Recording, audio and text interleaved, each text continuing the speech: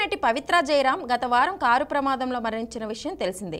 ఆమె మరణాన్ని తట్టుకోలేక ఆమె ప్రియుడు సహనటుడు చంద్రకాంత్ ఆత్మహత్య చేసుకుని చనిపోయారు. దాంతో చంద్రకాంత్ కుటుంబంలో విషాదం నెలకొంది. పవిత్ర జయరాం కారణంగానే తన భర్త చనిపోయాడని చంద్రకాంత్ భార్య శిల్ప చెప్పుకొచ్చారు.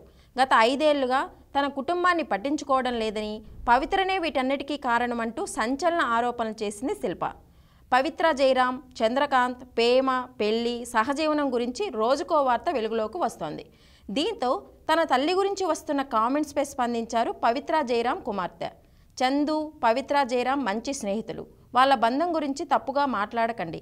తనతో కూడా చందు చాలాసార్లు ఫోన్లో మాట్లాడేవాడని, బాగా చదువుకోవాలని ఎంకరేజ్ చేసేవాడని తెలిపింది. తన తల్లి అంత్యక్రియలకు కూడా చందు హాజరయ్యాడని చెప్పుకొచ్చింది. ఇక పవిత్ర జయరాం కుమారుడు ప్రజ్వల్ మాట్లాడుతూ, సినీ పరిశ్రమలోని ప్రతి ఒక్కరి గురించి ఏదో ఒక గాసిప్ వినిపిస్తుందని, అలాగే ఇప్పుడు తన తల్లి గురించి రూమర్స్ వస్తున్నాయని అన్నారు. ప్రస్తుతం పవిత్ర జయరాం పిల్లలు చేసిన కామెంట్స్ సోషల్ మీడియాలో వైరల్గా మారాయి.